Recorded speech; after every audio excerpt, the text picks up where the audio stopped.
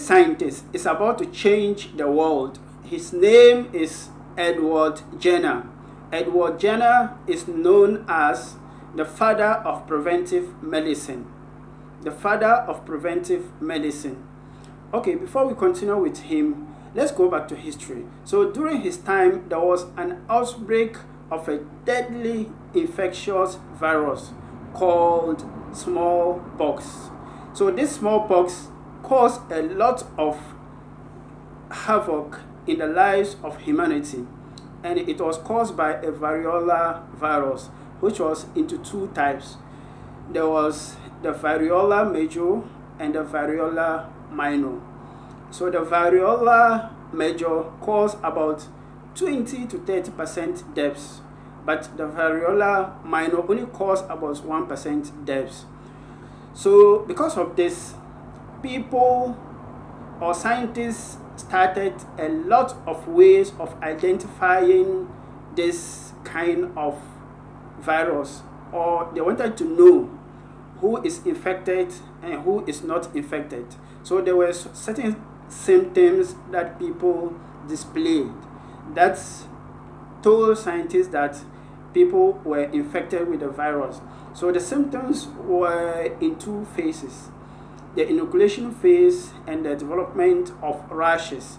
So during the inoculation phase, which took about 7 to 17 days, you will see the person experiencing severe headache, vomiting, body weakness and fatigue, and sometimes back pain.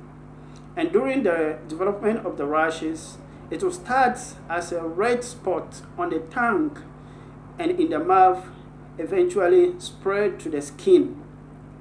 And because of this, scientists tried all means to prevent or treat this deadly infectious virus, but their methodologies were either ineffective or it was very risky.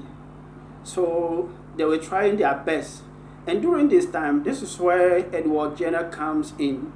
During this time, he observed that people who contracted another virus called cowpox never contracted the smallpox.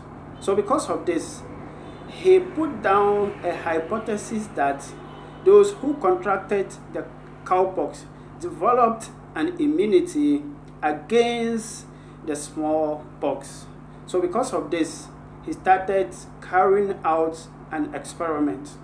But during this time, there was not an elaborate way of doing experiment. So what did he do? He got an 8-year-old boy called James Phipps. So he inoculated the boy with the cowpox virus. So the boy developed symptoms of the cowpox virus, but within some few days, the boy recovered. Then he exposed the boy to the smallpox virus. And remarkably, the boy didn't contract the smallpox virus. Then he concluded that the boy has developed an immunity against the smallpox virus. So what did he do next? He presented his findings to the scientific world. They say, oh, it was good, but it was against medical ethics, because why will he use a boy, a human being, as a test subject? But eventually they accepted his method by employing other ways of carrying out the same methodology. And because of this, scientists were able to come up with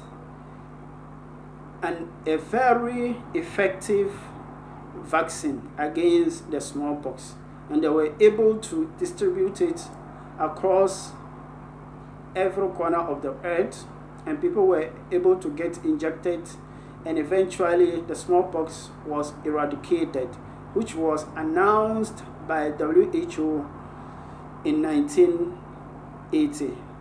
This is good.